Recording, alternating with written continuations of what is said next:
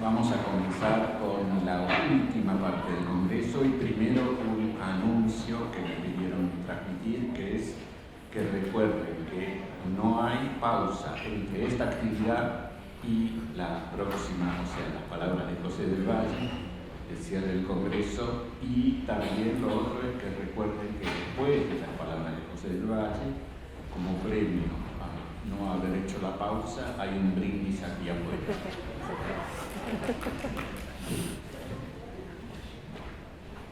Bueno, soy Roberto Ay, Universidad de Buenos Aires, pero eso ya lo saben. Voy a presentar entonces el análisis glotopolítico de carteles en el paisaje urbano, primero a Yolanda Hyperdinger, que es investigadora del Consejo Nacional de Investigaciones Científicas y Técnicas, CONICET, y profesora en el área de lingüística, en las especialidades de contacto lingüístico y psicolingüística en el Departamento de Humanidades de la Universidad Nacional del Sur, la UNS, en Argentina.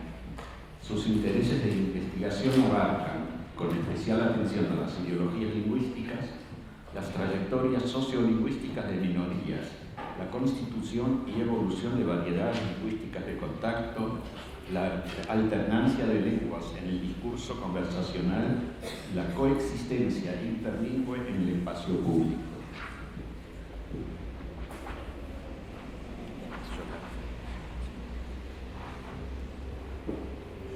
Mejor con cable, porque eso estará agarrando el micrófono.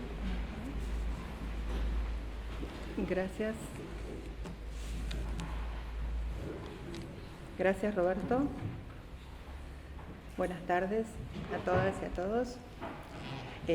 Es un placer para mí haber sido invitada tanto a esta universidad y a este congreso como a la disciplina en general, porque no es la que cultivo primariamente, y siempre me he sentido muy bien recibida. Más alto, Yolanda, más alto. ¿Más alto? Más cerca. ¿Sí? ¿Así se escucha bien? ¿Sí? Bueno, y quería agradecer especialmente a mis colegas de la Universidad de la República, a quienes considero entrañables por todas las aventuras y los trabajos que nos han tocado a lo largo de estos últimos años compartidos. Bueno, voy a presentarles parte de los resultados más generales de un trabajo sobre el paisaje lingüístico de una ciudad que seguramente no conocen, la mayoría seguramente no, y que además no es una ciudad especialmente atractiva, digamos, en términos turísticos, ni una gran ciudad, ¿no? Por lo cual voy a tener que contarles algunas cosas, primero que nada, sobre ella, y elegí presentar resultados muy generales justamente para que, a pesar de esa elección de caso, pudieran, aunque no conozcan ni la ciudad ni la región, todos sentirse de alguna manera interpelados en términos de usuarios, de gente acostumbrada, digamos, a pasear por calles, ¿no? El tema, entonces, de esta contribución fue cogido a partir del interés por la espacialización del lenguaje, un interés que se enmarca en el llamado giro espacial, que suele ser presentado como el último de los que se sucedieron desde el giro lingüístico de mediados del siglo XX. Ese giro, y cito a Ivette, supuso la reivindicación del espacio como una categoría compleja que, más allá de su magnitud física, presenta unas dimensiones históricas y culturales fundamentales para su entendimiento. Esa reivindicación ha sido central en la expansión y diversificación de las aristas del objeto de estudio que nos interesa en particular, delimitado y denominado a finales de la década de 1990, ¿sí? El llamado paisaje lingüístico. En el artículo que generalmente es considerado fundacional para el estudio del paisaje lingüístico, los estudiosos canadienses Landry y Burgess ofrecieron en 1997 una definición del paisaje lingüístico que sigue siendo permanentemente citada. El lenguaje de las señales de tránsito, los anuncios publicitarios, los odónimos, los topónimos, Los carteles comerciales y las placas oficiales sobre los edificios gubernamentales se combinan para formar el paisaje lingüístico de un territorio, una región o una aglomeración urbana dados. Ahora bien, en el tiempo que ha mediado entre esos inicios de la delimitación del paisaje lingüístico como objeto de estudio y nuestros días, la conceptualización pertinente y los métodos de abordaje se han expandido notoriamente. Así, por ejemplo, desde una concepción limitada a lo exclusivamente lingüístico, se operó una apertura hacia la consideración del interjuego semiótico, lo que ha llevado a algunos autores a ocuparse de lo que directamente llaman paisaje semiótico, que es el caso de Jaworski y Thurlow, por ejemplo. Y a muchos otros, a pesar de no asumir, digamos, una denominación diferente, una expansión tal, también a ocuparse de los acompañamientos, por ejemplo, en la imaginería respecto de las producciones lingüísticas. Por otra parte, del paisaje exclusivamente exterior se pasó a abarcar también el de espacios de acceso público, pero arquitectónicamente interiores, como por ejemplo aeropuertos o instituciones escolares. De una atención inicial solo a textos de una ubicación prevista expresamente para ellos y con permanencia temporal, se pasó a incluir también textos de condición más precaria, ¿no? Como por ejemplo los anuncios artesanales, manuscritos o los grafitis. De una limitación paralela a los textos fijos, se pasó a incluir también la atención a textos móviles, como por ejemplo las pintadas sobre los trenes o inclusive las formas que son portadas por los cuerpos humanos mismos en manifestaciones políticas. De la atención al despliegue escriturario, es decir, a la limitación de la consideración de la materialidad del lenguaje como escritura, se pasó también a abarcar el paisaje sonoro y, por supuesto, desde un anclaje solo territorial se pasó a atender también al paisaje lingüístico de los espacios virtuales, muchas veces comparativamente, sobre todo cuando se estudia el ámbito comercial, como intenté sugerirlo a partir de las dos fotos que tienen abajo a la derecha. Sin embargo, a pesar de esa gran ampliación, corresponde destacar que existen simultáneamente continuidades y preferencias coincidentes, ¿no?, que se han mantenido a lo largo del tiempo.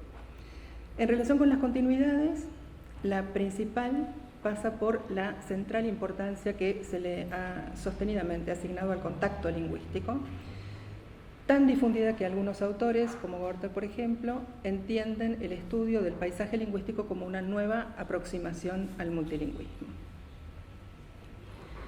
En relación con este aspecto, sin embargo...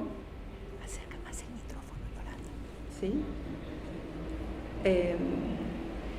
También corresponde señalar que si inicialmente la atención se dispensaba predominante o exclusivamente al contacto directo, es decir, a sociedades en las cuales se usaban efectivamente, se hablaban las lenguas en contacto, ya muy tempranamente para la evolución del campo, ¿sí?, se empieza a estudiar el contacto indirecto, principalmente en relación con la expansión del inglés, sobre todo a partir del texto de Griffin de 2004 respecto de la presencia del inglés en las calles de Roma. Y por esa vía se ha llegado a destacar contemporáneamente que son dignas de ser estudiadas desde la perspectiva del paisaje lingüístico también sociedades que se tienen por prototípicamente monolingües, donde la presencia de otras lenguas puede tener explicarse solamente por razones de índole connotativa. También se mantuvo constante en el estudio del paisaje lingüístico la distinción entre las direcciones agentivas o agenciales, que en el texto original se llamaron gubernamental o pública por un lado y privada por el otro, y que desde otro texto señero, Ben Rafael y colaboradores de 2006, se viene encuadrando en una metáfora espacial, ¿sí?, esta idea de desde arriba, desde abajo. Y por último, es constante también el interés principal de los estudios de paisaje lingüístico por el paisaje urbano, al punto de que en muchos casos se los utiliza sinonímicamente y ha dado lugar a esta alteración que algunos autores asumen en el caso del inglés. La investigación de la que exponemos resultados aquí implica los 3 aspectos consensuales considerados, ¿no? Por eso me interesó sobre todo destacarlos, porque estudiamos la espacialización del lenguaje, en el caso particular de una ciudad, Bahía Blanca, de la que les hablaré en breve, sin seleccionar a priori ningún objeto de atención más específico que el referido al contacto lingüístico, y por ello a partir de usos registrables sobre el conjunto del espacio urbano correspondiente, tanto en la esfera oficial como en la privada. Buscamos elucidar qué iniciativas gubernamentales y no gubernamentales tuvieron repercusión social sobre el uso de las lenguas. Cito a Roberto, entiende que este es uno de los objetivos del estudio glotopolítico, con foco en un aspecto de ese uso que es el de la visibilización en el espacio público. Para ello vamos a intentar determinar a qué lenguas se recurre en el paisaje lingüístico de Bahía Blanca en ambas direcciones agenciales, si existen preferencias discernibles por alguna o algunas lenguas diferentes del español, y de detectarse recurrencia a otras lenguas en ambas direcciones agenciales y existir preferencias, si esas preferencias son o no consistentes entre ambas direcciones. Bahía Blanca es una ciudad intermedia, ¿no? Así se la clasifica, y no solo por su número de habitantes, pero es una ciudad de 301.572 habitantes según el último censo con resultados procesados, el de 2010, lo cual, sin dejarla al margen de tendencias globales como la tendencia de comoditización de lenguas contemporáneas, la hace accesible a un relevamiento de conjunto como el señalado. Tenemos allí la indicación en el mapa de Argentina de dónde se ubica la ciudad, respecto de la cual es importante señalar que su inicio, digamos, data de principios del siglo XIX, la fundación del poblado original es de 1828, pero que el desarrollo urbano se produjo en las últimas décadas del siglo XIX como consecuencia principalmente de los movimientos migratorios y de capitales que se vincularon con la construcción de un puerto de aguas profundas y de ramales ferroviarios destinados a reunir la producción de una vasta área circundante para llevarla a él para su exportación. Esto tiene que ver con un perfil del que voy a hablar inmediatamente después. La ciudad lidera la zona conocida como del sudoeste bonaerense, ¿sí? Una región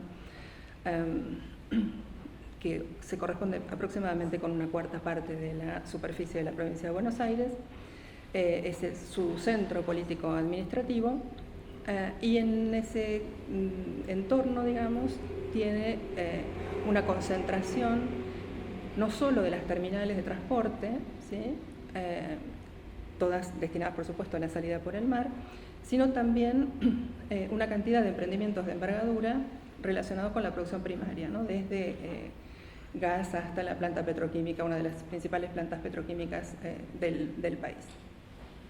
En ese sentido, media, digamos, entre lo rural y lo urbano, y también funciona como nexo político-administrativo entre las localidades de la región de menor envergadura y menor infraestructura en ese sentido, y las capitales provincial y nacional. Desde ese punto de vista también es que se la considera una ciudad intermedia.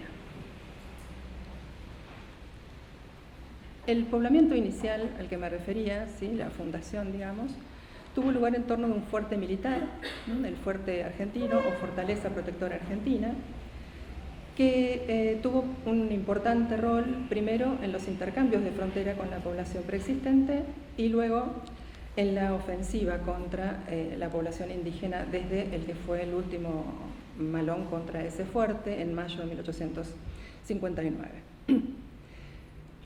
Es decir, 20 años antes del inicio de la campaña llevada adelante con el liderazgo de Julio Argentino Roca, ¿no es cierto? Es decir, la tenemos en la primera línea de la conquista del desierto, de la mal llamada conquista del desierto.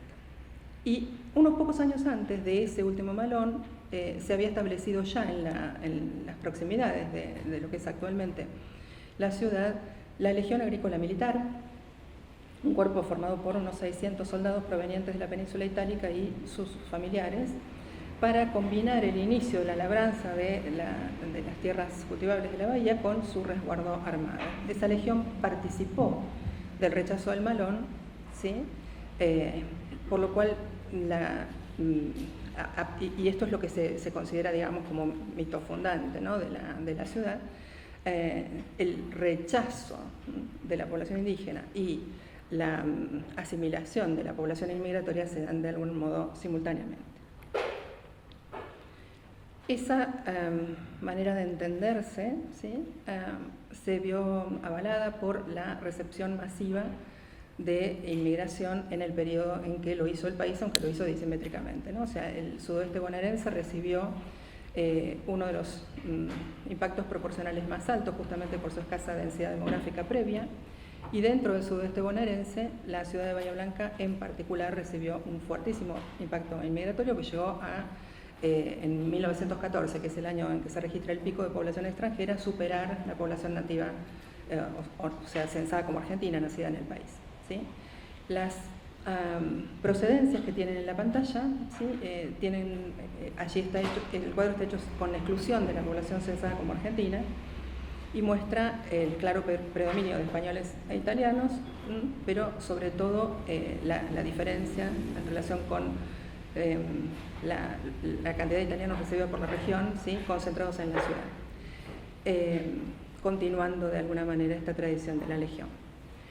En términos lingüísticos, en este momento, en 1914, claramente la población no hispanoparlante era bastante más que la que estos datos indican, dado que la inmigración había empezado a ser masiva bastante antes, ¿sí?, un par de décadas antes, por lo cual no tenemos ningún registro real de cuál fue el grado de multilingüismo alcanzado, pero sí sabemos que el principal conjunto, ¿sí?, de variedades no hispanas que se hablaron en ese momento tenían que ver con la inmigración italiana, por supuesto, de este número, y a continuación la segunda lengua inmigratoria, digamos, fue el alemán, cosa que no parece clara a partir de este cuadro, pero que deviene de sumar, ¿sí?, distintas procedencias, gente censada con distintas procedencias pero hablante de la misma lengua. Buena parte de los censados como rusos provenían de una colonización germana en el Volga, ¿sí?, en diferentes lugares de Rusia, pero sobre todo los que llegaron a esta zona, en el tramo medio sur del río Volga, a partir de una invitación hecha por Catalina II a través de edictos de 1762-63, y eran en consecuencia hablantes de alemán, ¿sí?, pues habían mantenido esas colonias cerradas sobre sí mismas, habían conservado la lengua, por lo que vienen a sumarse a los alemanes de Alemania y también aparte de los austrohúngaros, a los de habla germana. En el caso de los franceses, su presencia, bueno, comparativa obviamente muchísimo menor, pero había hablantes también de occitano, sobre todo en la región, y esas son en general, digamos, las principales lenguas inmigratorias de las que se esperaría alguna continuidad. En el caso de las que están clasificadas como otras, tenemos una enorme cantidad, ¿no?, pero, bueno, griego, polaco, etcétera, ¿no? Pero hay que destacar el caso de la colonia inglesa, no por su importancia numérica, pero sí por su peso político y económico, ¿no? Sobre todas estas lenguas hay una mirada de conjunto, ¿no?, producida por Beatriz Fontanella de Weinberg sobre finales de los años 70, pero hay estudios sobre pocas en particular y solamente sobre la comunidad italiana, digamos, dentro de estas comunidades inmigradas en el caso de la ciudad. Lo importante, lo que me interesa destacar acá es que la descripción ya para finales de los años 70 del siglo XX mostraba una asimilación, ¿sí?, de esta población inmigrada con un desplazamiento generalizado de las lenguas de origen por el español, con algunas comunidades más renuentes, ¿sí?, más conservadoras, pero con, reitero, un desplazamiento transversal generalizado, ¿sí? La única comunidad que recibió una realimentación importante con posterioridad a la etapa aluvial fue la comunidad italiana también, a partir de la recepción de inmigración de posguerra, cuantitativamente mucho menor, pero revitalizadora, digamos.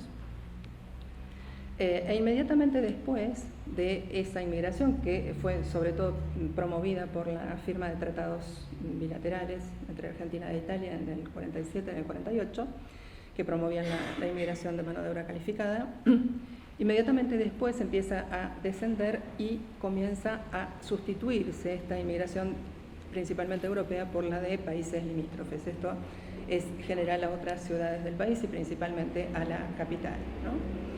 En ese caso, en el caso de Bahía Blanca, la recepción de la inmigración de países limítrofes tuvo lugar a partir de la década del 70, 1970, desde Chile primero y desde Bolivia y Paraguay después. En este caso tenemos solamente estudios sobre la comunidad boliviana y lo que muestran esos estudios es el caso de Toranzos 2016, estudios puntuales, digamos, sobre alguna de estas comunidades, ese es el único. Tiene que ver con el desplazamiento del quechua, ¿sí? Que también muestra, digamos, la misma tendencia, una tendencia asimilacionista. Y el último aflujo recibido por la ciudad se compone de migrantes transnacionales recientes, que no se consideran a sí mismos inmigrantes, provenientes principalmente de Venezuela por causas políticas y de China por causas económicas, ¿no? Sobre ninguno de los dos colectivos tenemos datos, a pesar de estudios, ¿no?, disponibles, a pesar de la importancia que tiene, bueno, las dos comunidades, no, pero en términos de contacto lingüístico la China seguramente. Cuando se piensa en las previsiones respecto de qué lenguas se pueden encontrar en la ciudad, entonces podemos imaginar la presencia de lenguas europeas, de estas que acabo de enumerar, por lo menos las que son enseñadas, y en ese sentido hay que considerar también que algunas están siendo objeto de revalorizaciones, a veces trasladando, digamos, el foco de las variantes dialectales que hablaban efectivamente los inmigrantes a los estándares correspondientes, que son los estándares enseñados. Eso es muy claro en el caso del italiano, para el cual hay en este momento actividades que están tendiendo, digamos, a que la gente vuelva a usar el italiano, sobre todo entre generaciones jóvenes, es lo que muestra el afiche que tenemos en primer lugar. Un movimiento, digamos, en términos de recuperación de contenidos culturales, etcétera, también se está dando desde hace unos cuantos años en otras comunidades y particularmente en la comunidad alemana del Volga, a la que me refería antes, y que muestra uno de sus emergentes, por ejemplo, tiene que ver con la comunicación mediática, en este caso la producción de programas radiales, que es lo que muestra la segunda fotografía. En el caso de las lenguas indígenas podemos esperar encontrar mapudungún, quechua y guaraní, y sobre todo podemos hacerlo porque, aunque no hay estudios disponibles sobre estas comunidades, salvo en el caso de los hablantes de quechua, de los bolivianos hablantes de quechua, sí hay estudios que relevan las actitudes de los bahienses, de la sociedad general, digamos, respecto de los inmigrantes de países limítrofes, y sus referencias generalmente tienen que ver con cuestiones ligadas a la alternancia con estas lenguas o bien a las huellas, digamos, de ser un guaraní hablante o quechua hablante, en términos de transferencias, ¿no es cierto?, y de uso satírico. En el caso del, bueno, y por último, en relación con las migraciones contemporáneas, por supuesto, es previsible encontrar chino, ¿no? Y en el caso del contacto indirecto, la lengua más previsible es el inglés, mientras que todo esto en la dirección que va de los particulares, digamos, hacia arriba, mientras que en la dirección opuesta, es decir, en términos de uso oficial, lo previsible es encontrar español, aunque la pregunta es si español exclusivamente. El relevamiento del que voy a informarles es un estudio general, como decía, ¿sí?, respecto de la ciudad, centrado en las elecciones denominativas más salientes de las dos direcciones agenciales, ¿no?, la centrada en el municipio y la distribuida entre los particulares. Esos avances entonces enfocan las denominaciones que oficialmente se le han dado a las vías de circulación, a las avenidas, calles y pasajes de la ciudad, en el caso de la dirección oficial de arriba abajo, y las que en la segunda dirección se han dado a los emprendimientos comerciales privados. Enfocamos esos dos conjuntos de elecciones porque se muestran de manera omnipresente en el paisaje, ya que las denominaciones oficiales tienen obligación, digamos, de estar presentadas por el municipio. En todas las esquinas hay un nomenclador, eso es obligación, incluso en los lugares que todavía no están poblados. Mientras que las denominaciones comerciales que no son de exposición obligatoria para los emprendimientos particulares, no solamente son casi siempre expuestas, no siempre, también hay ferreterías de las que dicen ferretería solamente, pero casi siempre lo son y además ocupan la máxima visibilidad comparativa en la cartelería correspondiente, ¿sí? Respecto del reglamento que voy a informar a continuación, lo hace casi el 90% de las formas denominativas que coocurren con una precisión sobre el rubro. En esta dirección de los privados, digamos, registramos todas las denominaciones comerciales expuestas sobre 340 tramos de acera entre calles transversales, es decir, cuadras, ¿no? Compuestas por toda la longitud de dos calles completas, las de más alta concentración comercial, que además atraviesan toda la ciudad, y de una selección al azar sobre el resto de su trazado. Y en la dirección contraria partimos al revés de la enumeración de vías de circulación propuestas por el propio municipio en su página oficial, en el display al que hay que entrar para elegir la propia calle cuando uno hace solicitudes o reclamos, ¿no? Descartamos allí las denominaciones que corresponden a otros actores, es decir, en este caso las que pertenecen a jurisdicciones superordinadas, ¿no? Que no fueron denominadas por el municipio, por ejemplo, Ruta Nacional 3, y procedimos a verificar in situ la exposición efectiva de las denominaciones en el espacio público, lo cual trajo una cantidad de observaciones de interés porque no siempre coincide la denominación oficial con lo que efectivamente después se muestra, digamos, se visibiliza en el espacio público. Pero prácticamente coinciden los números generales obtenidos por estos dos procedimientos. Relevamos 842 denominaciones de vías de circulación y 884 denominaciones comerciales. En relación con las vías de circulación es importante señalar que en Bahía Blanca existe por lo menos desde principios de los años 40, que es hasta donde lo pude rastrear, la posibilidad de que los particulares presenten sus inquietudes al municipio para nominar o redenominar vías de circulación y también otros espacios públicos como paseos y plazas. Pero a pesar de esa posibilidad de iniciativa privada, ¿sí?, las decisiones son siempre oficiales porque se le puede dar curso o no al tratamiento deliberativo, digamos, en el municipio, y por supuesto el Ejecutivo tiene la posibilidad de veto. En relación con las condiciones generales, las únicas que existen tienen que ver con la imposición de nombres vinculados con personas y acontecimientos, para los que está previsto el pedido de asesoramiento al Museo Histórico de la ciudad, y en particular hay una prohibición, digamos, en relación con los nombres de personas a ser homenajeadas, porque esos homenajes no pueden hacerse en vida ni como honra funeraria. Respecto de las denominaciones comerciales, tampoco hay digamos, una prohibición, digamos, de uso de ninguna lengua, dado que el marco regulatorio vigente, el de la ordenanza que cito en la pantalla, establece condiciones, y en este caso una condición específica sobre lo que se considera redacción en idioma extranjero, de lo que se requiere que tenga su fiel traducción al castellano, para los avisos publicitarios, no para las denominaciones comerciales. Eso quiere decir que ni para nombrar vías de circulación ni para nombrar emprendimientos privados está inhibido de iure el uso de ninguna lengua en los empleos onomásticos que enfocamos, que es lo que da sentido, digamos, a buscar qué lengua sale.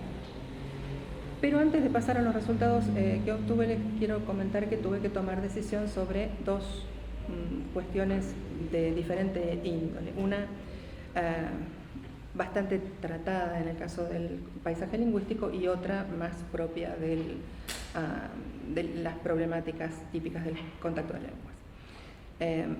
tradiciones diferentes, digamos. Por un lado tuvimos que tomar decisión respecto de si considerar o no los que antes del empleo onomástico actual, digamos, eran ya nombres propios, por ejemplo, los apellidos o las marcas de productos.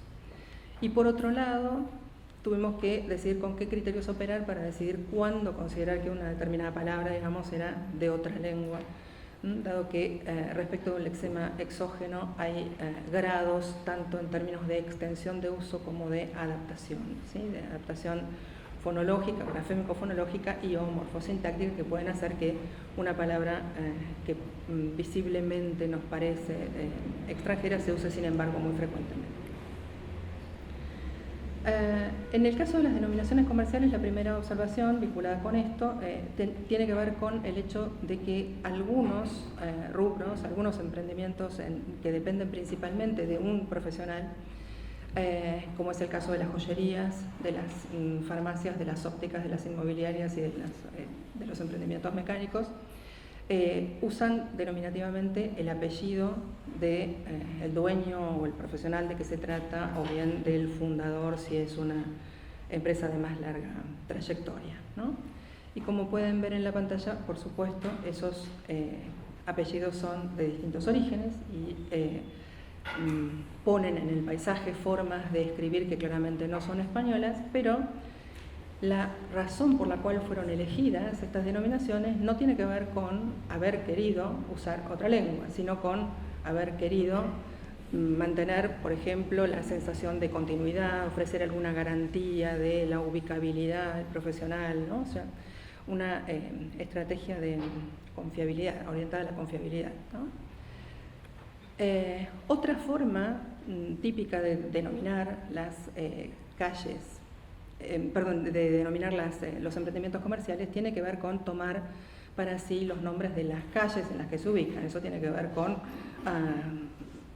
la memorabilidad, ¿no? Es para poder ubicarlos más fácilmente. Y eso se muestra muy claramente en estas fotografías que tienen en la pantalla, que son las de la concentración más abigarrada de gente que ha tomado la misma decisión, porque no hay 100 metros entre las tres, digamos, se ubican las tres, ¿sí? La farmacia 12 de octubre, la ferretería 12 de octubre y la joyería 1210, que viene siendo lo mismo, en menos de 100 metros de extensión, ¿sí? Ahora bien, la mayoría de las calles reciben como nombres apellidos, ¿no? Por lo cual estamos en el mismo problema que antes, ¿no? Porque la gente que toma como decisión, ¿sí?, ponerle el nombre de la calle a su negocio, generalmente le pone como nombre no 12 de octubre, sino algún apellido, ¿no? Así que estamos exactamente frente al mismo planteo. Algunas de las calles en las que eso ocurre son las que tienen ahora en la pantalla, ¿sí? O'Higgins, Brown, voy a pronunciar como lo pronunciamos allá, ¿sí? Porque eso también es interesante, las combinaciones, ¿sí?, de estrategias, en este caso a veces adaptativas, a veces miméticas. Bouchard, Humboldt, Castelli, y a veces con nombre de pila, Dirk Klosterman, etc. En consecuencia, ¿qué hicimos? Para este relevamiento que estoy informando ahora, los nombres propios, por esa razón, porque no se debe a una elección por la lengua, digamos, ¿no? El uso que de ellos se deriva, no los tomamos en cuenta, no los consideramos. Lo mismo con los, digamos, préstamos léxicos, ¿sí? Para cualquier importación léxica corresponde distinguir dos dimensiones analíticas de importancia. Una es la extensión del uso o integración social y la otra es la adaptación formal. No estoy diciendo nada nuevo con eso, pero me interesa mostrar las combinaciones posibles. Entonces, acá teníamos que partir del hecho de que no fueran palabras ya integradas al uso hispanoparlante, por lo cual debían ser formas no recurrentes, formas sin integración social. Pero además agregamos, ante la posibilidad, una posibilidad muy frecuentemente actualizada, que existan variantes, en este caso variantes escriturarias que se multiplican a veces por la propia inseguridad, ¿sí?, de quienes escriben, variantes más o menos adaptadas, que las variantes completamente adaptadas tampoco iban a ser consideradas, porque ahí uno puede pensar que hay una voluntad españolizadora, digamos, ¿no? Entonces, para estar seguros, ¿sí?, de cuáles eran las elecciones por otra lengua y por ninguna otra razón, ¿sí?, y de a qué íbamos a considerar otra lengua, tomamos estas dos decisiones. Tomadas esas decisiones, se reduce dramáticamente, ¿sí?, la cantidad de denominaciones a considerar en un caso y en el otro, pero se reduce mucho más en el caso de la dirección oficial, ¿cierto? Se pasa al 15,5% del total en el caso de las denominaciones comerciales y al 3,33% de los totales correspondientes a las denominaciones de calles. Esa diferencia en la prohijada, digamos, por la dirección agencial no llama la atención porque habíamos partido del supuesto contrario, ¿no? O sea, de que la dirección de arriba abajo más bien iba a prescindir de cualquier recurrencia a otra lengua, por lo cual acá lo interesante es haber encontrado, aunque sea ese 3,33%, ¿no? Cuando nos preguntamos entonces si el uso oficial era completamente monolingüe, la respuesta es no. En relación con las denominaciones comerciales, las lenguas que se encuentran implicadas no son muchas. En realidad, una de las 13 que encontramos no tiene que ver tampoco con la elección de la lengua, tiene que ver con el juego, ¿sí?, una recuperación lúdica de la expresión Hakuna Matata que se hizo popular a partir del Rey León, ¿sí?, de una película de Disney, a veces se transformó en una verdulería en Hakuna Batata, ¿no? Así que podríamos no contarla, ¿sí?, porque para eso no era necesario reconocer el suajili allí, solamente había que ver la película de Disney, ¿no? Pero la docena de lenguas restantes se distribuye en una mayoría de procedencia europea: inglés, italiano, francés, alemán, euskera y las clásicas, griego y latín. Hasta acá está dentro de lo previsible, ¿no? 4 americanas: mapudungún, quechua y lo que no es previsible, maya y náhuatl, y una asiática que no es el chino, ¿sí? Pero lo curioso es que entre las americanas falta el guaraní, ¿no? La cuestión se complica más en relación con lo que falta cuando pasamos a considerar cuáles superan un piso mínimo, ¿sí?, el piso de 2 ocurrencias, porque hay solamente 5 lenguas que son recurrentemente empleadas, ¿sí?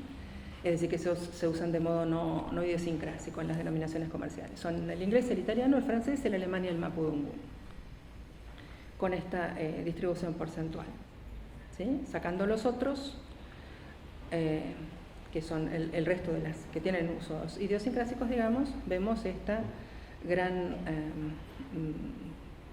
predominancia, digamos, del inglés, en consonancia con descripciones a lo largo y ancho del mundo, italiano y francés siguiendo, ¿sí?, y luego alemán y mapudungún empatando. Casi todas son difundidas lenguas internacionales europeas y solo una americana, pero esa americana es la de mayor extensión en la región, ¿sí?, y en la Patagonia, de la que Bahía Blanca se jacta de ser puerta y puerto. Pero la primera intención, la de considerar que esto es un reflejo, ¿sí?, que el paisaje lingüístico es un reflejo de otros usos, no se avala desde el punto de vista de que, por lo menos en el caso del mapudungún, ni son hablantes de mapudungún los que nombran así, ¿no?, los negocios, ni es para ellos para los que se lo hace. Por el contrario, la regularidad que sí se encuentra tiene que ver con el tipo de emprendimientos de que se trata, porque portan denominaciones en mapudungún negocios dedicados a la venta de productos en realidad bastante diferentes, pero regularmente vinculados a la tierra y la producción tradicional, ¿sí?, desde viveros hasta almacenes naturales con productos de baja elaboración como miel o, no sé, legumbres y ese tipo de cosas, ¿no? En esos casos, todos los negocios reciben nombres en mapudungún, como por ejemplo Aliwen, Paligüe, Pehuen, Paiwen. Algo muy similar se puede decir en relación con la distribución por rubros respecto del uso del italiano, que se concentra en la denominación de negocios dedicados a especialidades culinarias consideradas caseras, no sé, el calor de la familia, el hogar, ese tipo de cosas, y vinculado con el diseño italiano, sobre todo la indumentaria masculina. Como pueden ver allí, tenemos della nonna, la panetería, cosas sui generis en su estructura, como tutta bella pizza, o signori, ragazzi, amici. Y algo muy semejante ocurre con el francés, que es empleado preferentemente en negocios de indumentaria y estética femenina y de panificación, gourmet y confitería, es decir, especialidades culinarias dulces, digamos, ¿no? Todo lo cual se relaciona con el refinamiento. Esa distribución se ve claramente en este cuadro, ¿sí? Que distingue, debajo tienen los rubros y las columnas marcan las diferentes lenguas. Nos importan principalmente los rubros en los cuales hay exclusividad, ¿no?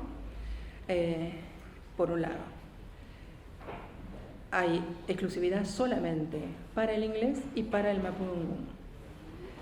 Y el inglés se diferencia, por supuesto, de todas las demás por su pervasividad, es decir, compite con todas las demás, además de tener sus espacios exclusivos.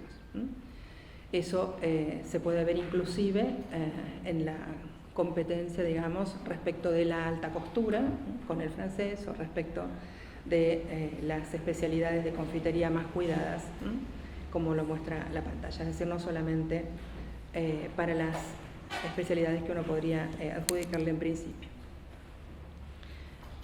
Entonces, aunque suele haber competencia, no siempre la hay porque en algunos casos el inglés es de uso excluyente y al menos en un conjunto de negocios en los que invocan lo natural, como les decía, lo asociado a la tierra, encontramos solamente recurrencias al mapudungun. Es decir, que el inglés que sirve para todo, sirve en realidad para casi todo, porque hay una única cosa que no puede evocando la internacionalidad y la novedad, no puede competir con el mapudungun, que indexicaliza lo autóctono y la continuidad con el pasado. En relación con los odónimos, lo que encontramos es que las denominaciones provienen casi exclusivamente del mapudungun, 25 sobre 28. ¿Sí?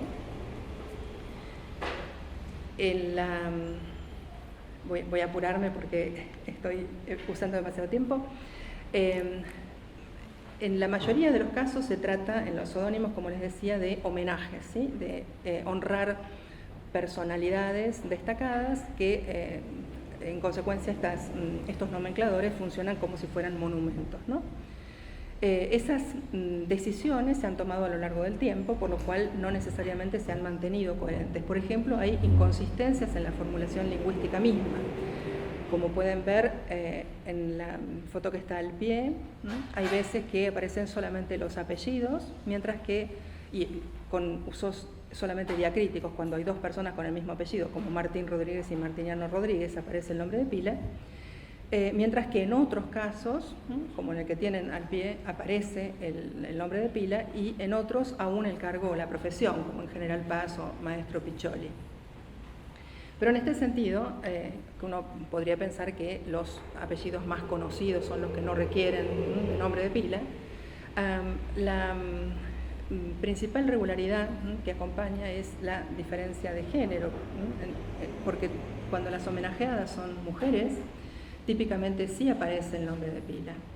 Y además, no solo aparece el nombre de pila, sino que cuando se trata de mujeres casadas, aparece también el apellido de casada, ¿sí? Por ejemplo, en el caso de Fina Fidelev de Niyamkin, que es el caso que tiene en la foto de arriba, vi hace pocos días que habían cambiado algunos nomencladores para reducir la extensión, porque la gente no repite, digamos, cuando da su propia dirección un nombre tan largo, y por supuesto lo abreviaron al apellido del marido, ¿no? Ese carácter dinámico y conservador, ¿sí? Se ve también en incongruencias en la tesitura política de los homenajes, porque, por ejemplo, se mantiene el nombre de una calle céntrica que recuerda como una efeméride ese día del último malón, que terminó con la quema pública de los cadáveres de los indígenas. Y al mismo tiempo existe una calle que fue denominada Calfucurá en honor al cacique que dio organización bélica a los grupos de indígenas que llevaron adelante el malón, ¿sí? Pero 19 de mayo no fue denominada, a pesar de que, como lo muestra la imagen, a veces ¿sí? fue intervenido alguno de los nomencladores para marcar ese carácter sangriento, digamos, de la fecha. Los pseudónimos no tienen que ver solamente con estos nombres propios y algunas fechas, es decir, no solamente con la historia, ¿sí? sino también con el medio natural. Por ejemplo, hay muchos que refieren a características físicas del territorio y de la flora y fauna regionales, y es en ese aspecto en el que se da la alternancia, digamos, con nombres que también remiten a la naturaleza, con el mapudungún. Es solamente en ese caso que aparece esta lengua indígena utilizada para denominar con referencias a la naturaleza diferentes calles de la ciudad. Por ejemplo, en el caso de Calquinche, Hueque, etc. Lo mismo ocurre con los barrios. Todos los barrios que no han recibido una denominación a través de un nombre propio, como Amaduchi, Bordeu, Harding Green o Namuncurá, ¿sí? Nombres de muy distintas procedencias, han sido denominados en español, con la excepción de estos tres que tienen en la pantalla, Paligüe, Paihuén y Millamapu, así lo decimos, que son nombres también provenientes del mapudungún, y en general son barrios de tipo residencial, alejados del centro, ¿sí? Y las calles con estas denominaciones se concentran particularmente en el barrio Parque Patagonia, ¿no? O sea, la vinculación claramente es evidente. Entonces, en relación con las preguntas iniciales, ¿sí? Encontramos las lenguas que ya les comenté y encontramos que hay preferencias y preferencias decididas en las dos direcciones, pero la lengua más estelar en el caso de las denominaciones comerciales solamente le deja lugar en ellas al mapudungún, es la única con la que no compite, digamos, mientras que esa es a su vez la única lengua que aparece en la odonimia, además del español. Voy a referirme muy brevemente a las ausencias o casi ausencias, ¿sí? No es que no haya ninguna otra aparición en el paisaje lingüístico que registramos de otras lenguas, pero solamente lo hacen en el caso de instituciones étnicas, como en la primera fotografía, que corresponde a la principal de las instituciones étnicas en las que además actualmente se enseña euskera. En la militancia de un grupo juvenil, en este caso de descendientes de libaneses, que han realizado este graffiti que fotografiamos sobre la pared de una calle del barrio donde se concentró la mayor parte de esta inmigración. Y en el caso del chino lo encontramos solamente en este cartel, que es curioso porque aparece la escritura tradicional acompañada de la forma transliterada, que en este momento coincide, digamos, con la forma oficial, digamos, de la denominación también en el mundo hispanohablante de lo que antes llamábamos Pekín, ¿no? Y le pregunté a gente que vive en las inmediaciones de este autoservicio, que no está contado porque se trata de un nombre propio, ¿no es cierto?, si reconocían escritura china en algún lugar de la ciudad, en general, no necesariamente en este supermercado, y todos contestaron que no, cuando la mayoría de las personas consultadas pasan por allí diariamente, ¿no es cierto? O sea, se lo ve como una ilustración, no como escritura. Para corroborar, y cierro, ¿sí? Estos hallazgos, es decir, este tipo de asociaciones culturales, como decían los escolón, vigentes que han determinado cuáles son las lenguas que se usan, decidimos probar si se mantenían vigentes, es decir, si las elecciones tenían que ver con una vigencia que permitiera pensarlas ahora como simultáneas, a través de una consulta directa, pero sobre situaciones hipotéticas, ¿no? Entonces, preguntamos, si tuvieras que cambiarle el nombre a la calle de tu casa, ¿qué nombre le pondrías y por qué? Y si una empresa desarrolladora te pidiera que eligieras un nombre para su nuevo barrio, ¿qué nombre elegirías y por qué? Y ahora imagínate que vas a poner un negocio. ¿Podrías decirme qué nombre elegirías para él si fuera un negocio de venta de teléfonos móviles, pastas, perfumes, cerveza, dulces regionales? Interesante. Voy a pasar a comentarles solamente los resultados que tienen que ver con las personas que estuvieron mejor predispuestas para responder y las únicas que respondieron el total, ¿sí?, de las preguntas, que son personas que están que se pudieron poner en situación, digamos, ¿no? Gente ya terminé, de clase media, jóvenes, ¿sí?, que hicieron las mismas opciones que les comentaba antes, ¿sí? Para las calles eligieron apellidos de personajes destacados, Diego Maradona, Eva Perón. En el caso de las denominaciones imaginadas para nuevos barrios, usaron denominaciones en español, ¿sí?, en general, o nombres propios, pero cuando usaron otra lengua, en todos los casos solamente lo hicieron en relación con el mapudungún. Por ejemplo, alguien incluso contestó que no sabría decirme exacto, pero cualquier cosa que tuviera web. Y las respuestas a las preguntas siguientes se ven en este cuadro, ¿sí?, que muestra claramente la distribución. Con el caso atípico de un nombre presunto imaginado, digamos, para una cervecería en italiano, en todos los demás casos tenemos inglés o inglés y, francés, inglés y alemán, menos en el caso del mapudungún, que para dulces regionales, ¿sí?, para los elementos regionales, lo de la tierra, no compite con nadie. Para concluir entonces, como dice Cabello, en un estudio del mismo tipo, un estudio heurístico del mismo tipo que este, hecho sobre la ciudad alemana de Frankfurt, hay lenguas que venden y lenguas que no venden. En el juego social de nombrar que estudiamos, la condición necesaria para que una lengua venda pasa por que los productores puedan asumir que el conjunto imaginario imaginado de los destinatarios potenciales de sus selecciones lingüísticas, hispanoparlante, pueda reconocer de qué lengua se trata. Eso preselecciona lenguas localmente difundidas, sea cuales sean las razones por las que se hayan difundido. Pero las lenguas que cumplen estos requisitos son más que las lenguas que se usan efectivamente en ese juego de nombrar. Solo lo hacen además las que cumplen lo que puede verse como la condición suficiente, que es la vigencia de un acuerdo sobre estas asociaciones culturales devenidas vínculos estereotípicos. Las lenguas que venden entonces son las elegidas para hacerlo, separadas de sus hablantes e integradas al mercado de opciones connotativamente seguras. Su figura se recorta sobre el fondo de las que no venden, ¿no? Su figura se recorta como en un juego de imágenes y su estrellato sobre las ausencias. Nada más.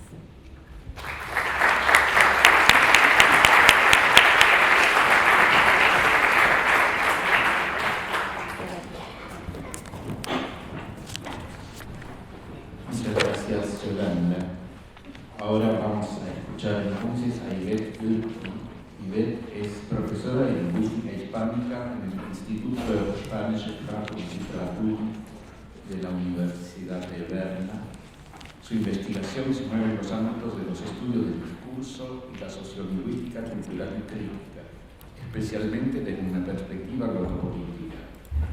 Desde esta perspectiva se ha ocupado de las ideologías lingüísticas en relación con variedades periferizadas y minorizadas de español, en especial del judeo español o ladino, de las representaciones metadiscursivas del español en el contexto de la migración latinoamericana hispanohablante en Suiza y del discurso mediático y publicitario. Bueno, yo hablo fortísimo, pero creo que de todas maneras voy a utilizar el micrófono. ¿Me escuchan bien? Bueno. Yo también quisiera agradecer muchísimo a la organización del Congreso por estos días maravillosos, por habernos dado la posibilidad de vernos las caras personalmente. Yo, por ejemplo, aquí que no lo veía desde 2017, entonces eso de poder darle un abrazo a personas que queremos y a personas que hemos seguido durante muchos años ha sido muy bonito. Y también por darme la confianza de poder estar en esta mesa plenaria junto con Roberto y junto con Yolanda. Bien, lo que les voy a presentar hoy es algo nuevo, algo totalmente nuevo que no había hecho antes y Lo que quiero hacer desde una lectura glotopolítica es cómo y por qué una forma de manifestación del paisaje semiótico urbano limeño, percibida como de mal gusto, pasa a ser considerada como una estética valorada de manera positiva, como índice de peruanidad en determinados sectores comerciales, en especial en el gastronómico y en general en el turístico. Se trata de estos carteles que ven aquí, que nacen para publicitar un género musical denominado chicha. Como ven, es el género musical el que da el nombre a estos carteles. El género musical chicha... Perdón, Mariela, por favor, ayúdame porque ya sé que estamos medio dormidos, pero no necesitamos la música chicha. ¿Sí? F5. Sí, F5 ya lo puse, creo, ¿no? Pero ahora... Pero primero tenés que ampliar, ¿no? No, ¿qué clico? ¿Qué clico ahora, Dios mío? Y a la música chicha me ha puesto totalmente eléctrica. ¿Qué hago? Aquí. La F5, ¿en qué ventana? Primero, en la ventana primero cliquear y después F5. En la ventana primero cliquear y después F5. Ahí está. Bien, perfecto. Bueno, pues entonces seguimos.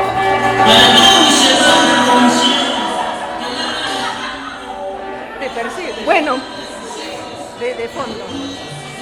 un ratito nomás, esa es la música chicha, exactamente. Basta. No, un ratito más. Esto viene lo más importante.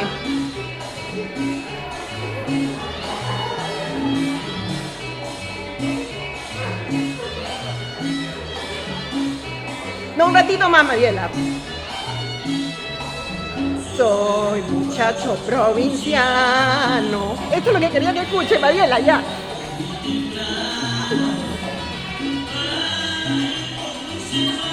Mariela, ¿cómo lo apago?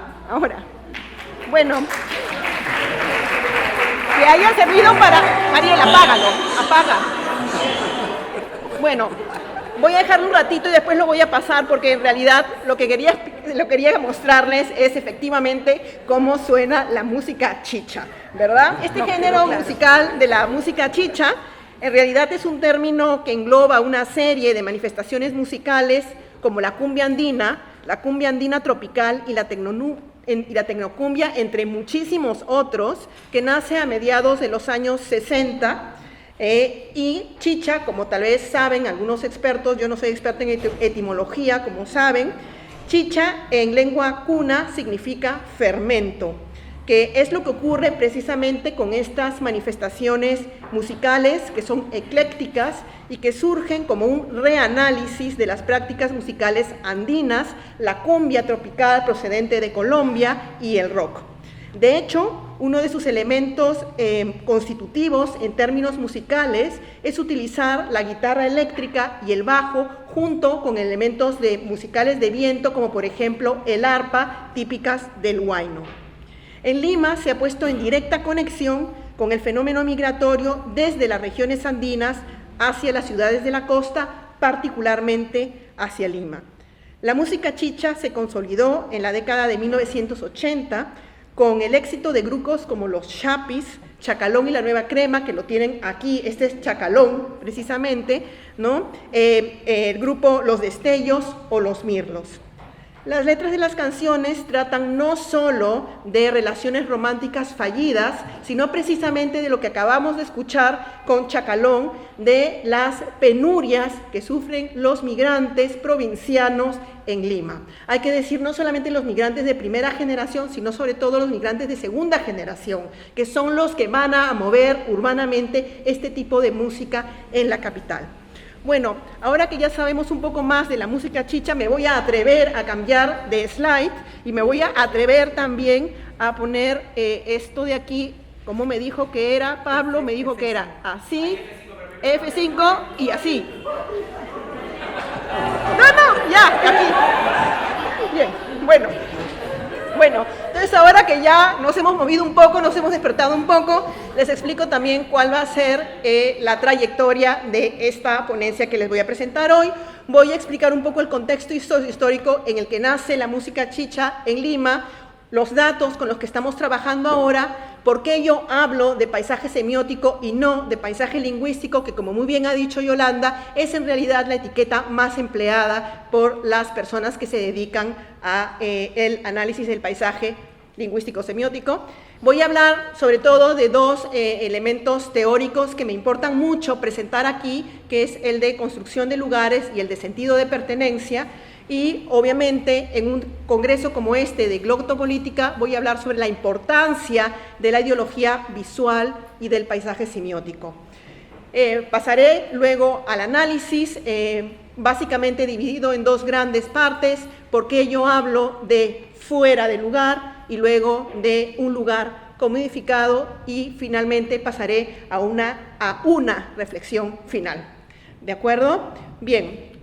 Entonces, pues como situaré diciendo que en realidad la estética chicha, como ven aquí, está estrechamente vinculada con la emigración nacional del interior a la capital, Lima. Esta emigración comenzó en los años 40 como consecuencia de la construcción de la carretera central, que es lo que ven aquí, que conecta la capital limeña directamente con la Sierra Central del Perú. Sociólogos como Arellano y Burgos denominan a esta Lima, que crece de forma desordenada, como un cinturón alrededor de Lima central, como la Lima nueva, contraponiéndola a lo que es la Lima central o Lima tradicional, como pueden ver en este mapa. Pueden ver que la Lima central en realidad es muy pequeñita, es lo que está marcado en amarillo, mientras que esta Lima nueva, esta Lima que ha crecido alrededor de la Lima central, son esta Lima nueva, como la llaman Arellano y Burgos. Como consecuencia de la migración interna, Lima fue cambiando, por lo tanto, estructural y culturalmente, pero estos cambios se reflejan obviamente en su paisaje semiótico, pero muy poco con el mismo ritmo en la ideología cultural dominante de la Lima tradicional, que es la que refleja, como en muchos casos de la historiografía latinoamericana, la ideología de los estados nacionales latinoamericanas tras la independencia, que impusieron un canon cultural homogenizador, moderno, occidental y europeo. Es más, como explica Nugent, en el siglo XIX y tras la independencia, determinados grupos humanos fueron expulsados de esta modernidad occidental. La exclusión de las comunidades indígenas, tanto en la costa como en la sierra, no significó únicamente un despojo de tierras y de derechos públicos hasta mitad del siglo XX inclusive. Significó, sobre todo, abrir el espacio para una imagen que aún sigue vigente en algunos estudios del mundo andino, de estar congelados en una especie de cronotopo arcaico, situado precisamente en las antípodas del cronotopo moderno, ilustrado y liberal, en el que se situaban las élites criollas costeñas. En realidad, el régimen social republicano reproduce la dicotomía peninsular versus criollo en criollo versus indio, y donde el indio, como consecuencia de una intersección de categorías étnico-raciales, lingüísticas y espaciales, resulta como un sujeto altamente racializado. Como señala Nugent, lo sorprendente y singular de este proceso cultural peruano fue que los artefactos materiales y culturales de la modernización hicieron que los grupos gobernantes se sintieran más señores y trataran a los grupos subalternos como más indígenas. De esta manera, dice Nugent, el automóvil se convirtió en caleza, la casa urbana en hacienda de cemento y el trabajo doméstico en obras de indígenas encomendados. En otras palabras, se asimilan los elementos del mundo moderno en la medida en que resultan válidos como emblemas de poder para perpetuar la fantasía colonial. Ahí viene la fantasía colonial.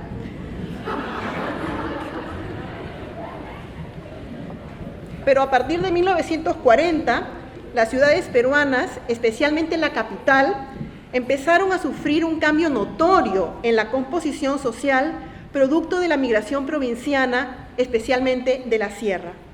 Como dice Nugent, en cierto modo, esta migración no estaba en el libreto de las clases políticas hegemónicas. En el Perú, lo que debía existir eran indígenas, señores y mestizos provincianos que mediaban entre criollos e indios.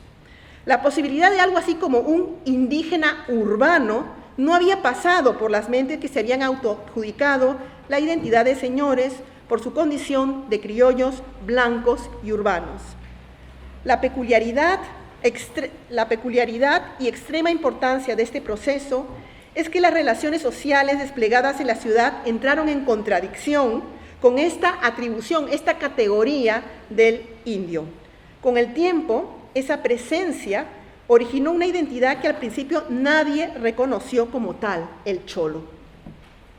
Un término que no estaba previsto en el sistema clasificatorio inicial republicano de blancos, indígenas y mestizos. Podría decirse que se trató de una anomalía taxonómica y que tuvo enormes consecuencias. Para los criollos limeños, la llegada del indio supuso entonces un sentimiento marcado de que las cosas ya no estaban en su lugar. Este cholo es el que se sitúa espacialmente en las tierras ocupadas alrededor de Lima, en esta zona conurbana denominada Los Conos. Este cholo se grabará en el imaginario colectivo definitivamente allá afuera. Pero lo cierto es que en la actualidad la Lima conurbana es la más grande y la más poblada. Lima Nueva, o sea, la Lima conurbana, constituye 62% de la población general en Lima. Bueno, entonces espero que ahora tengan un poco más de contexto de qué es lo que pasa en Lima con respecto a la migración andina. Y ahora les voy a explicar un poquito sobre los datos con los que estamos trabajando. Tenemos hasta ahora 496 fotos tomadas entre marzo de 2020 y diciembre de 2021 y que en realidad es un capricho de mi aburrimiento durante COVID. Las fotos fueron tomadas por John Napan y por Carmen Osorio Quispe en Lima porque yo estaba justamente atrapada en Berna. Y se tomaron en el centro de Lima, en el cono norte, en el cono sur y en el cono este. Y luego las unidades fotografiadas, a diferencia de Yolanda, yo no utilicé esta metodología de top-down y bottom-up, sino más bien los marcos discursivos de Kallen. Es decir, las clasificamos según las categorías que tienen ustedes aquí. Además, complementamos este marco metodológico con una perspectiva émica y hasta el momento, pero eso lo voy a hacer, ahora que yo vaya a Perú, vamos a seguir con esto. Hemos hecho varias entrevistas a pioneros de la producción artesanal cartelera chicha, con Rodolfo Aquino, Fortunato Uchurugaranga y con Monkey. He entrevistado además a Jeffrey Guamán, que es un artista plástico que reivindica el arte popular urbano en su obra artística y que lo hemos invitado a Berna en diciembre, así que están invitados también cordialmente a Berna si quieren ver a Jeffrey Guamán. Y también tuvimos una entrevista muy interesante con Deodoro Arellano, un cantante famoso del grupo Cielo Gris, cumbia tropical andina de los años 80, y que fue un grupo fundamental en la carretera central. Hemos complementado además esto con una perspectiva diacrónica de análisis del discurso de los significados de la palabra chicha a partir de cómo sale retratada en la prensa limeña desde 1997 hasta la actualidad. Lamentablemente tengo que decir que esta es la parte menos trabajada porque en Corpus del Español los links no funcionan siempre y porque CREA tiene un corpus muy reducido para Perú, ¿no? Bueno, entonces ahora me vengo a disculpar por qué yo utilizo el término de paisaje semiótico y no de paisaje lingüístico. Yo prefiero utilizar el término de paisaje semiótico que acuñan Jaworski y Thurlow, porque en este caso concreto que estoy estudiando, quiero poner de relieve que el modo del discurso escrito en el paisaje urbano interactúa siempre con otras modalidades discursivas, imágenes visuales, comunicación no verbal, incluso la arquitectura y el entorno de los edificios mismos. Ustedes mismos también pueden ver eso si se pasean por el centro de Montevideo y si van a otras zonas de Montevideo. O sea, hay una interacción también con el tipo de arquitectura, con cómo está esa arquitectura. Es una arquitectura que se cae o está muy bien conservada, es nueva, es antigua, etc. Es más, concuerdo 100% con Jaworski y Thurlow en que todo paisaje es semiótico, puesto que su significado se construye siempre en el acto de la interpretación sociocultural y sociopolítica y no solo sociolingüística. Ahora bien, ¿qué es lo que me interesa del paisaje semiótico en clave glotopolítica? Lo que me interesa es en qué medida la construcción discursiva del lugar y el uso del espacio como recurso semiótico están conformados por órdenes sociopolíticos y económicos históricamente constituidos, que son alimentados y reproducidos mediante ideologías del lenguaje. Una cosa que también hay que saber es cómo se producen estos carteles chicha. Estos carteles chicha hasta hoy en día, son elaborados de manera artesanal por una técnica de serigrafía. En términos multimodales, lo característico de la estética chicha es el empleo de color ampliamente saturado, con tendencia a la modulación plana, es decir, sin grados del mismo color. De acuerdo con Kress y Van Leeuwen, el color plano bien puede percibirse como simple y audaz en un sentido positivo, o bien como demasiado básico y simplificado. En cuanto a la alta saturación, esta también puede ser percibida como positiva, en el sentido de exuberante, aventurera, o como, por supuesto, vulgar o chillona. Estos valores contrarios que adquieren estos modos de acuerdo a diferentes percepciones nos muestran precisamente que no solo los rasgos lingüísticos, sino también los rasgos semióticos o modos son susceptibles de indicializar valores sociales. Esta estética además es también ecléctica, ¿no?, como la música, porque toma como modelos para su creación formas gráficas de rock psicodélico de los años 70, por ejemplo, de grupos de rock como Kiss, y de la publicidad. Sin ir muy lejos, si ustedes se dan cuenta, esta colita que tienen aquí en Chacalón se parece muchísimo a la de Coca-Cola. Es decir, es justamente muy ecléctica en el sentido de que toman muchísimas cosas prestadas de la música rock de los 70, de la publicidad americana de los 70, etcétera, de los 80. ¿De acuerdo? Bien. Por otro lado, algunos estudiosos, como por ejemplo Espesúa, atribuyen el gusto por este tipo de modulación cromática a la cultura andina, una idea que parece circular en el imaginario popular, como podemos ver en este extracto de entrevista sostenida con Rodolfo Aquino, un empresario pionero en la producción artesanal de carteles chicha, donde él dice claramente, bueno, es una preferencia andina, estos colores que utilizan fuertes, estos colores fosforescentes, la blusita verde, etcétera, ¿no? Entonces esto parece circular en el imaginario limeño. Bueno, pues este reanálisis de expresiones de la cultura occidental a través de la experiencia andina es en efecto lo que está en la base, la definición 4 que el Diccionario de la Lengua Española le da a la palabra chicha como idiosincrásica del repertorio léxico peruano, como podemos leer aquí. En aposición para referirse a cualquier manifestación cultural de origen occidental interpretada y desarrollada por inmigrantes andinos en ciudades grandes como Lima. Bien, ahora lo que voy a hacer es, me he perdido un poquito. ¿Dónde estoy ahora? Sí, está bien, está bien. Bueno, ahora lo que voy a hacer es que como me estoy ocupando de Lima Nueva, lo que me interesa es cómo esta estética chicha es un elemento en la construcción de lugares y sentido de pertenencia. De acuerdo con Tuan, y en consonancia con el giro espacial de que también nos ha hablado Yolanda, el lugar, a diferencia del espacio, resulta de una construcción social a través del lenguaje y las prácticas semióticas. Es decir, por su parte, el sentido de pertenencia no debe ser entendido como algo duradero, estático y fijo a través del tiempo y del espacio. Más bien se desarrolla en las interacciones sociales al relacionarse con recursos semióticos como el espacio físico, la cultura material, incluido el entorno construido y las características lingüísticas que intervienen en los procesos de grabado o enregistramiento según la terminología de Haga, cuando los actores sociales se refieren en el discurso a estos espacios y a quienes lo habitan. Hablando precisamente de la construcción de lugares, es central el hecho de que en la mayoría de las unidades identificadas como pertenecientes a esta estética chicha que les he presentado, se han encontrado en el cono este, es decir, el que está conectado directamente con la carretera central. Encontramos sobre todo estas manifestaciones de la estética chicha en San Juan de Lurigancho, Ate y Lurigancho. En el cono norte, la mayor concentración se encuentra en Puente Piedra y en el cono sur, en Villa María del Triunfo y El Salvador. En la Lima tradicional, y eso también es bastante interesante, en el distrito de La Victoria, que es un distrito popular de la Lima central o tradicional.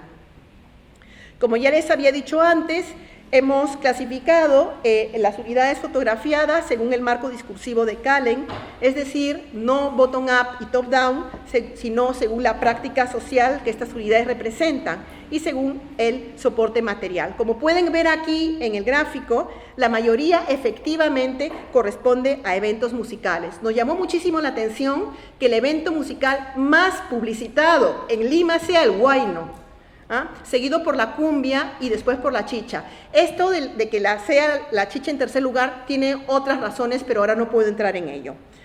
Otras unidades dentro del marco comercial pertenecen a la gastronomía y fuera del marco comercial las unidades corresponden al marco comunitario, al cívico, al educativo y al político inclusive.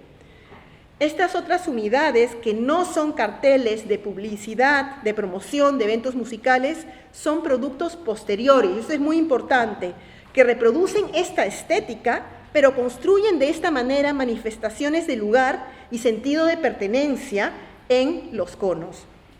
Por eso quisiera ahora realizar con ustedes un viaje, digamos, un viaje virtual por estos conos para que vean ustedes mismos cómo efectivamente esta estética construye sentido de pertenencia. Bueno, aquí por ejemplo tenemos un puesto ambulante en Ate, Vitarte, y lo que vemos en el cartelito para la venta de jugos, vemos exactamente la misma estética, es decir, esta misma caligrafía que encontramos en la cartelera chicha. Este me encanta, es un mototaxi. Bueno, los que venimos de Lima, como Virginia y yo, sabemos que, bueno, estos mototaxis son omnipresentes en Lima y es un mototaxi que además funciona como un puesto ambulante de venta de ceviche. Y como vemos, es efectivamente la misma estética. Este es un caso sumamente interesante porque es una de las pocas manifestaciones pagadas y colocadas de manera formal y es una promoción, fíjense, de la película Rómulo y Julita, realizada de forma artesanal, justamente utilizando también la técnica de serigrafiado típica de la cartelera chicha peruana, pero mayormente la cartelera chicha está pegada de manera informal. Esto está pegado de manera formal en un sistema de vallado. Bueno, este es un caso muy interesante porque el primero sí que lo podemos considerar como representante del marco comercial, porque lo que anuncia, lo que publicita, es un evento de música de cumbia para el Día de la Mujer, ¿no? O sea, en honor al Día de la Mujer. Pero el segundo es sumamente interesante porque más bien se refiere al marco comunitario, se refiere otra vez a un evento de música chicha, pero para, como ven aquí, profundos de la salud de la familia Carrasco. Es decir, la propia comunidad está realizando este evento para poder adquirir fondos y ayudar a la familia Carrasco.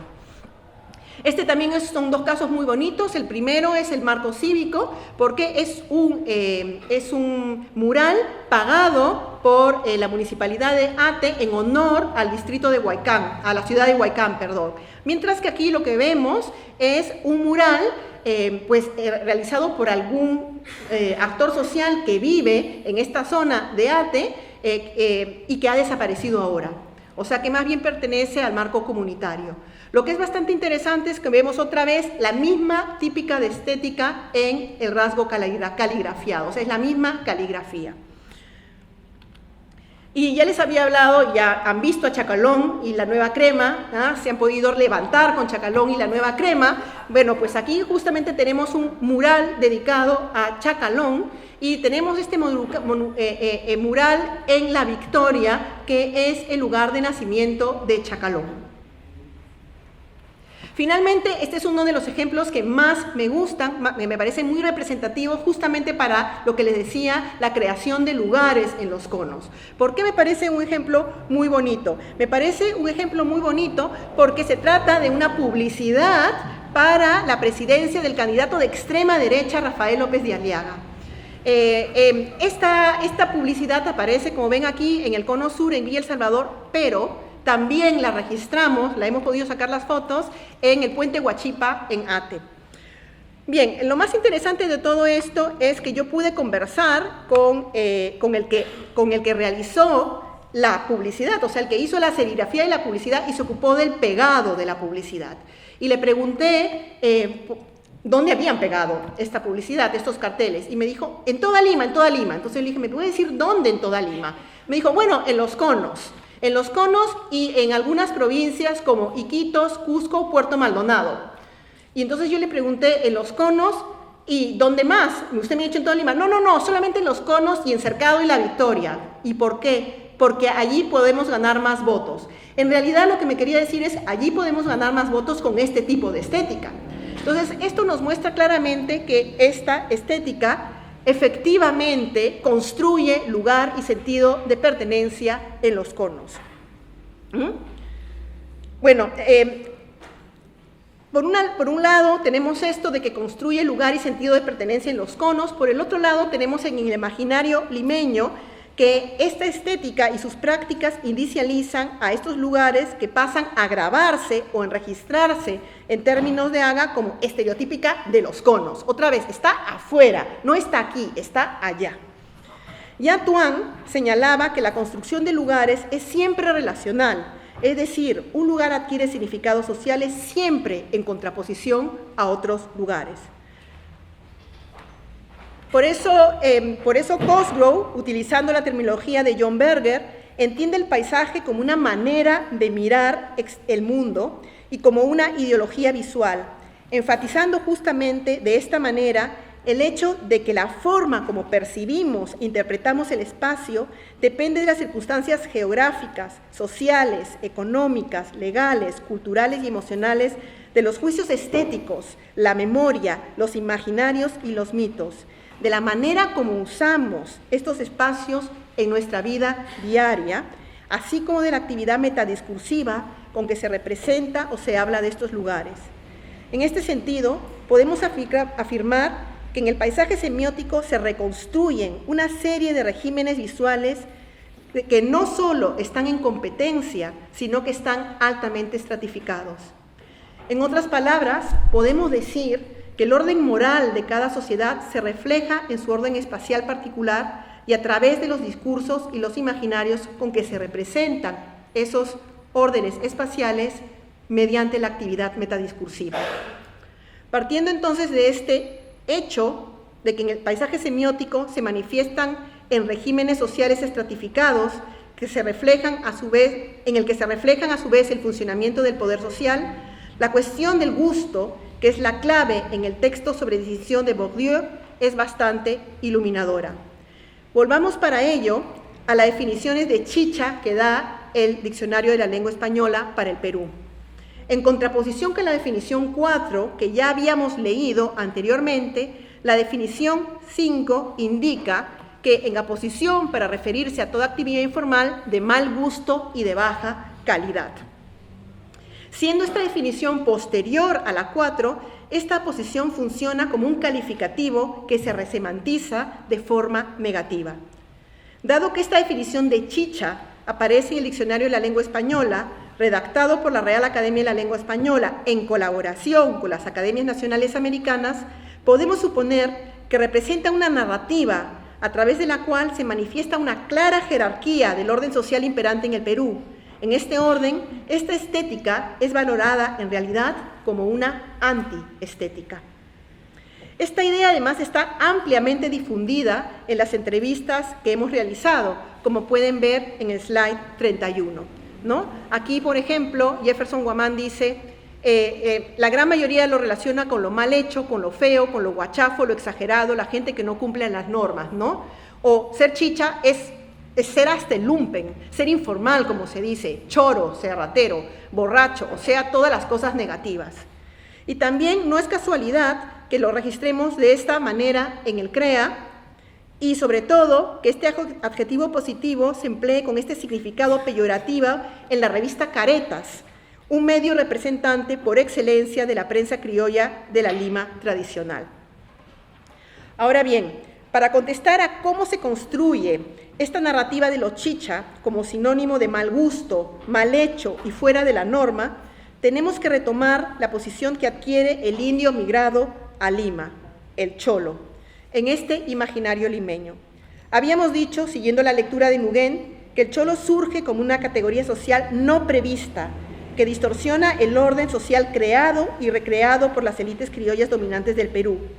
En ese sentido, es que el cholo está fuera de lugar. El cholo está espacial y socialmente fuera de lugar. Por eso el cholo representa una antiestética que se aleja diametralmente del gusto moderno, europeizante de las clases criollas altas, pero también del gusto de la plebe criolla, inicializada mediante la música criolla, la jarana y cierto tipo de comida precisamente como el ceviche. Como todas las categorías son relacionales, como yo había dicho, y se definen en contraposición, el cholo pasó a ser una categoría fuertemente estigmatizada, a la que nadie quería pertenecer, porque nadie quiere estar fuera de lugar. Y justamente cholear, para jerarquizar, se convirtió en una práctica diaria en las interacciones sociales de la capital. De esta manera, todas las manifestaciones semióticas, incluidas las lingüísticas, relacionadas con estos migrantes instalados en la periferia limeña y que con su llegada a la capital desestabilizan el orden social hegemónico, pasaron a considerarse como fuera de lugar. Ahora bien, si leemos este comentario de un blog de un publicista gráfico peruano realizado en el año 2021, vemos que aquí esta estética adquiere un significado positivo. En efecto, lo que observamos en todos estos casos, por ejemplo aquí, sacado nuevecito, del portal de la marca Perú, el Perú, y vemos efectivamente la misma caligrafía. Aquí, Cuna, alpaca, esta es una marca carísima de ropa de alpaca que está a la salida del Aeropuerto Internacional Jorge Chávez. Lo que vemos aquí es justamente que se utiliza esta caligrafía típica de la estética chicha como un significado positivo que inicializa peruanidad, que vende y produce distinción, como decía Virginia ayer. Aprovechando la enorme popularidad internacional que goza la gastronomía peruana y que peruana actualmente, promocionada justamente como una comida fusión de todas las sangres, estas manifestaciones aparecen en el paisaje semiótico fuera de su lugar de origen, los conos de la ciudad de Lima, para promocionar productos comerciales. En otras palabras, se comodifica. Al cambiar de espacios, la forma permanece, pero no su significado social, que de ser percibida como de mal gusto y barata, adquiere un valor positivo como mercancía cultural. Lo que me interesa resaltar es que lo que resemantiza estas prácticas textuales es un movimiento a través del espacio y los actores sociales que la producen. Migra del paisaje semiótico de los conos y se instala en el paisaje semiótico de la Lima Central e incluso en el paisaje semiótico global. Ya no son los cholos de los conos los que producen estos artefactos de manera artesanal, sino por lo general publicistas y especialistas en mercadotecnia. A través de la movilidad espacial y de estos nuevos agentes se crea un nuevo lugar, donde inicializan producto peruano, desprovistos del estigma de mal gusto que reciben en los lugares donde se originan. Lo que observamos entonces es una dinámica de construcción de regímenes visuales que se mueven en diferentes escalas, con diferentes significados y que están estratificados. Me ha parecido oportuno emplear el concepto de escala porque a diferencia del de campo de Bourdieu, que es más estático, muestra precisamente la movilidad de esta estética, no solo en términos horizontales, es decir, espaciales, sino en términos verticales, es decir, jerárquicos. Lo que me importa entonces resaltar aquí es que al moverse la práctica estética a otros espacios, mediante otros agentes, se mueve jerárquicamente hacia arriba el valor de esta estética, interpretada ahora de manera positiva. Como señala Vich, el mercado abre una lógica diferente respecto de las maneras en que la escultura es administrada. Dice Vich, hay algo en el mercado que descentra, hay algo que capta y que otras instituciones se demoran demasiado en hacerlo o no tienen la fuerza suficiente para hacerlo. Sabemos también la importancia del capital simbólico en los procesos de acumulación económica que hacen funcionar al capitalismo tardío contemporáneo. Al consumir, como dice Vich, los actores sociales también expresamos nuestra agencia, y esto implica alguna forma de poder social.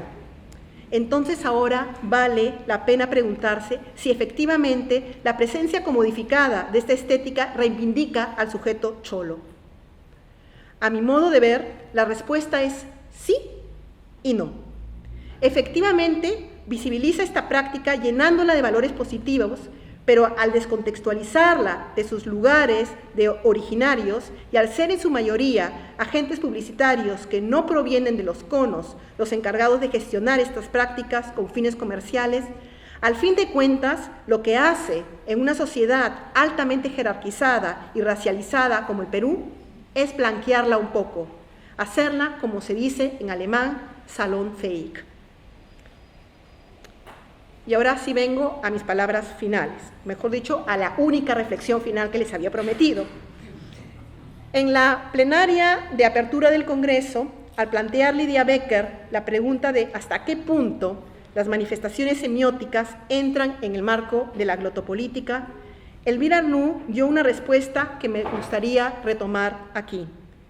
La glotopolítica puede tratar con manifestaciones discursivas que tematizan directamente el lenguaje, entendido este término en su acepción amplia de toda forma de comunicación semiótica, o que no la tematiza directamente, pero cuyo análisis permite desvelar de qué manera se organizan y se jerarquizan las discursividades como producto de las ideologías del lenguaje que subyacen y que nos muestran el funcionamiento de un modelo social específico. Sobre todo en Latinoamérica, donde las prácticas discursivas multimodales están tan arraigadas como manifestación de la cultura popular, muy al contrario de lo que pasa precisamente en la cultura europea, claramente y marcadamente logocéntrica, no puede dejarse de lado estas prácticas en el análisis glotopolítico. Y precisamente esto es lo que me he propuesto mostrar con esta lectura glotopolítica del estilo Chicha, porque permite observar que todos los rasgos semióticos o modos son susceptibles de cargarse de significado social, y que estos significados sociales indicializan a sujetos, mostrando su lugar en la jerarquía social. En otras palabras, crean regímenes semióticos. Estos regímenes semióticos son móviles y dinámicos y pueden moverse en diferentes escalas, según variables como el lugar, el agente y los fines que, de nuevo, nos remiten a ideologías de lenguaje subyacentes y al juego de poderes sociales, políticos y económicos que actúan en estos espacios. Y con esto termino mi ponencia y muchas gracias por la paciencia, que ya es tarde.